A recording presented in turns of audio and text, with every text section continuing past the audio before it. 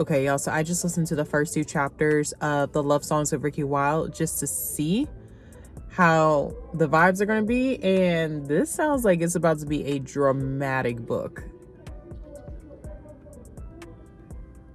Who was yelling in the parking lot? If you read this book, I'd be very curious to hear your thoughts, but I feel like I'm in for a very dramatic book. So, yeah. I guess we'll see. So, I've been staring at this book on my shelf for a long time. I forgot to mention this in my May wrap-up when I was talking about some of my June hopefuls. And I've just been looking at it, and also with like Kennedy Ryan and Tia Williams being on tour right now, I just really felt like I really wanted to give Tia's books a shot because I haven't read anything by her yet. And I've been hearing some amazing things about her writing and her work. I know a popular one is 7 Days in June. I do not own that one. I would like to buy that one this summer and read it.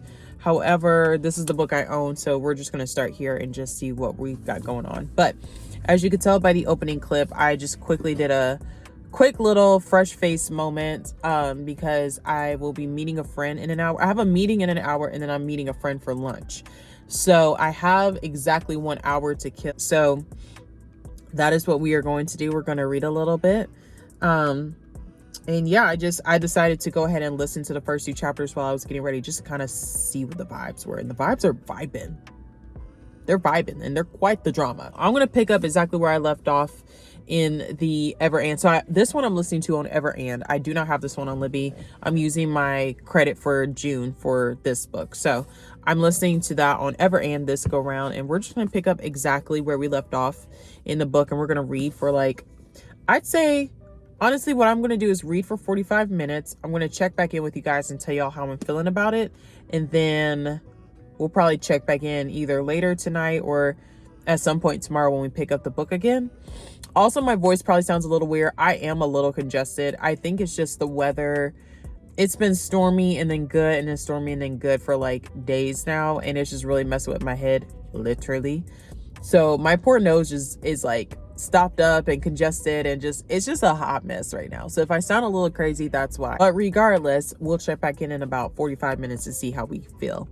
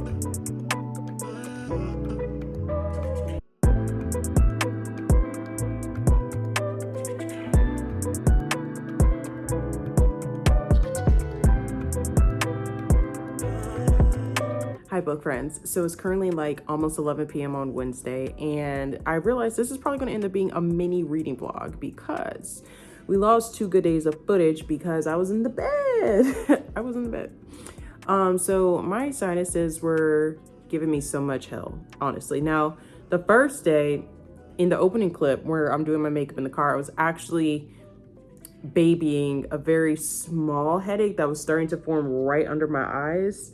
And I was like, surely not a sinus headache.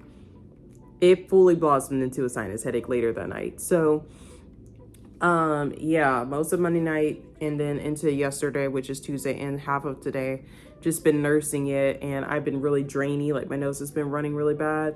And I feel better. Like I've been drinking a lot of tea, lots of vitamin C, taking it easy, resting. Between the weather and just some personal changes in life, I think my body just forced me to kind of like sit still, you know? But regardless, I've been reading during this time. It's just I haven't been really wanting. I haven't been wanting to talk. So real quick, I wanted to give you guys an update. I'm currently on page 199. You probably saw a little bit of a montage of me reading earlier in the evening. I'm currently on page 199. This book with the epilogue, I think, ends on 339. So I'm doing pretty good with where we're at. As far as listening to it on the audiobook, it says I have like 2.5 hours left. It is almost 11 o'clock at night. However, I did take like an hour-and-a-half nap a few hours ago because I was just I wasn't even sleepy. I just forced myself to go to sleep just to I was just tired of blowing my nose. I was tired. I was irritable. So I just kind of like knocked my own self out and went to sleep. But it's not hard for me to do. Like, I love a good nap. The reality is it's harder for me to stay awake. Taking a nap, easy peasy lemon squeezy, okay? I love a nap. I'd be curious to see if I can finish this tonight or early in the morning, because I do need to get up tomorrow pretty early. I haven't been very productive the last 2 days. I have laundry to do. I would like to wash my pillowcases and my blankets, just because I have been just kind of congested and I just want to, have a fresh bed, you feel me? And just kind of bring some order to my room and into my environment and stuff. It's been a bit of a hiatus the last 48 hours. So we'll see. But I think, because I'm not really sleepy right now, I think we can crank out at least another hour-and-a-half of reading. I'm thinking. So we might be up late tonight. We shall see. But so far, this book, guys, this book is so good. Oh my goodness gracious, it's so freaking good. So thus far, it has this mysterious magic realism element to it that I personally have not quite figured out what it is yet. But it's so good. And the fact that Sister Girl is from Atlanta, like it starts off with her being in her hometown of Atlanta, and it was just really cute, just all of the Atlanta references, and then her transitioning into New York, in meeting this guy. And like, obviously this is like a romance and it's giving slow burn, but like that is not the overt feel right now. It's really so much more of like purpose and figuring out who you are and identity, and then there's also romance, you feel me? Like that's kind of the vibe I'm getting right now. Now, again, with it being a slow burn, at page 200, moving on, I feel like it's about to pick up a little bit. But I do like the fact that there's so much more to pull from this book than just a fun romance story. I will not exhaust y'all with my thoughts about romance stories that are fluffy anymore. At least not in this video. Ricki, our main character, poor baby. Poor baby. Just had it rough from the jump. You know what I mean? Like, she's one of those characters. Let me get my tea. Oh my God, it's still hot. Okay. Ricki Wilde, our main character in this book, she's one of those characters where if you're not careful with her, she could get on your nerves.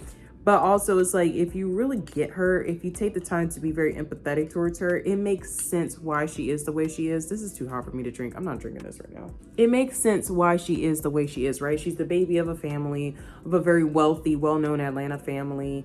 And she doesn't fit the mold, right? And her parents find her to be a disappointment because she doesn't fit the mold. And she's just trying to create her own path, but she's not even sure where her own path is. She's pretty chaotic. She's just all over the place. Sister Girl, she's just trying to find her way. And it honestly breaks my heart for her because, I don't know, storylines where you can just see like even going back to Paradise Problem, where the parents choose themselves and their money and their lifestyle over the quality of their children's lives is just wild to me. Like, those are the type of people where I'm like, you literally only had kids for yourself. That's crazy to me. We're not gonna ramble too long because I do want to read.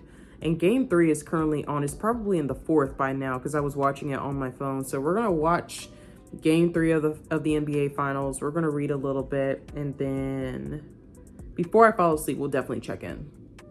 That's the plan.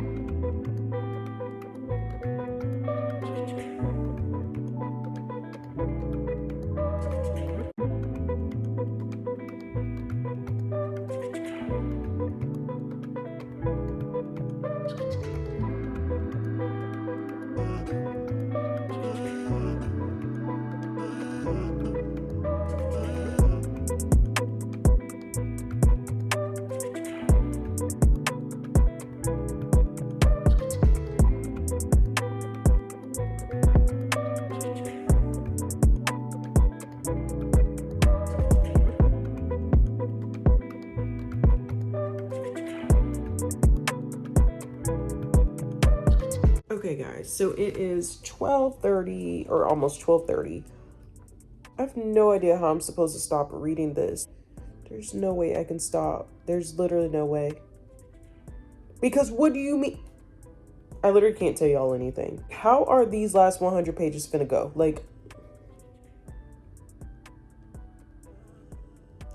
I don't know. Let me get back to reading. I have no words. I have no words. So we're gonna set a timer. We're gonna read for another 30 to 45, and then I think I'm gonna force myself to shut it off tonight.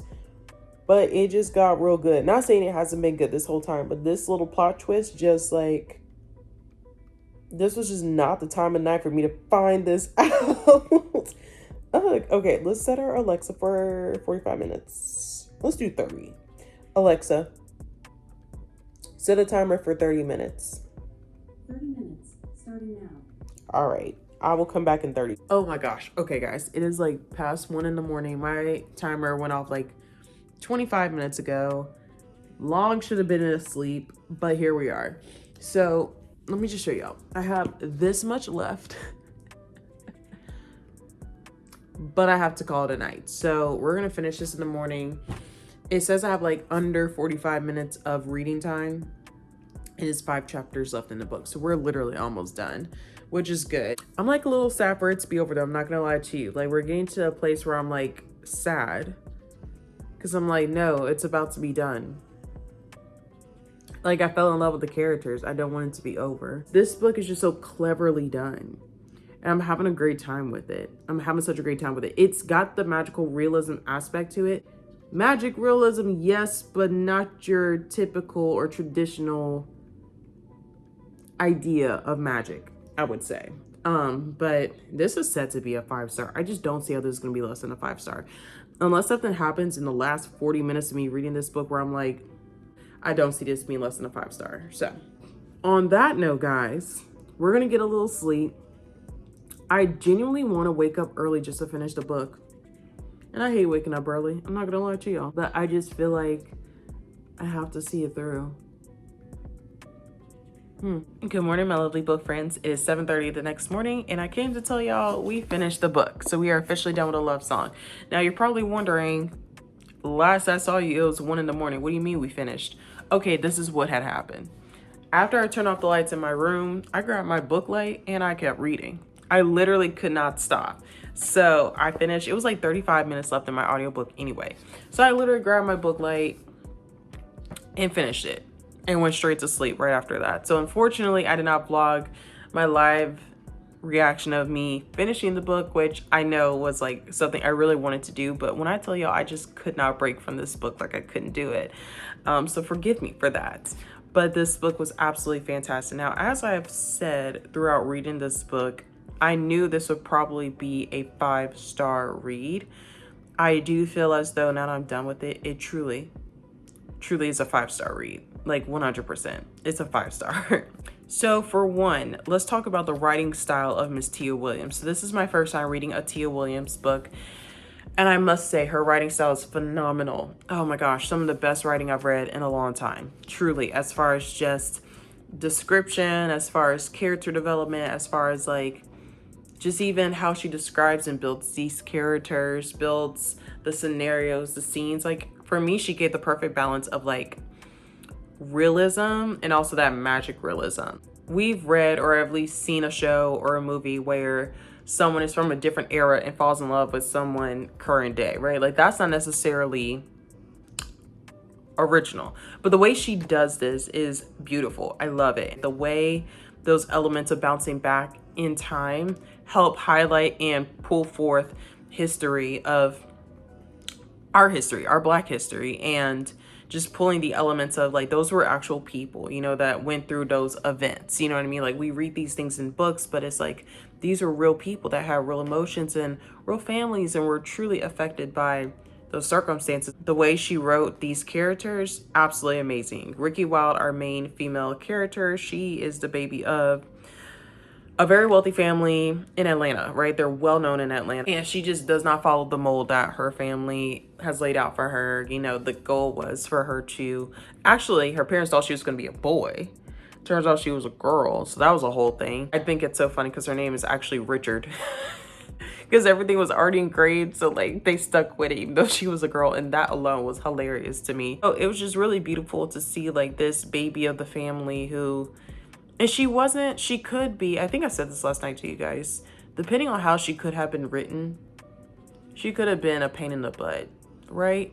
But Tia wrote her to be truly a misunderstood, misguided, confused, but yet beautiful and amazing soul, right? Like she didn't write her to be, she is chaotic. Like things that happen in Ricki's life and things that she causes in her own life truly were chaotic, right? But at the same time, it's like you can't help but want to root for her at every turn of the event because you know where she came from. Like it's very clear. It starts with her being in Atlanta before she goes off to Harlem, and you get to see firsthand like what she's truly been dealing with, and she talks very openly and candidly about her struggles. And you just can't help but to feel for her. Also, Ezra Walker, our main male character in this book, chef's kiss. Chef's kiss. He is just fantastic. He's so cute. He's adorable. I love it. I don't want to say too much about him because he alone is a huge part of this book, but just know like they are perfect together. And this whole element of like finding your soulmates was well done. You know, the way she went about writing how they find each other, absolutely phenomenal. I really loved it. The banter, beautiful. It gave me what I wanted from Emily Henry, if that makes sense. And maybe that's not fair of me to say, but it's honestly just my thought. I feel like this is what I wanted from Emily Henry. When I read Beach Read, I wanted this level of banter. Now, I will say there's similarities between Tia and Emily's banter, especially between like Tuesday, her best friend, and Ricki. It reminded me of Emily, but I feel like she went further with it, Tia did, than Emily did. Like, I feel like right when I was like getting into the conversation in Beach Read, it was done. Like, it was just like real cute short banter. But in here, it was like an actual conversation that you truly would be having with your best friend, right? And so I think that's what I like about this style from Miss Tia. I don't know what else to tell y'all about this other than truly it was beautiful. It addressed some really heavy hitting topics like, for example, the fact that in our Black history, we've had to deal with church bombings, right? And do we ever really sit and think about the fact that that took out bloodlines, right? Like that took out whole families that will never cease to exist again. And so Ezra speaks on this about how like, you know, his cousin was like, in himself, were like the only lone survivors of his family being burned to death in a church.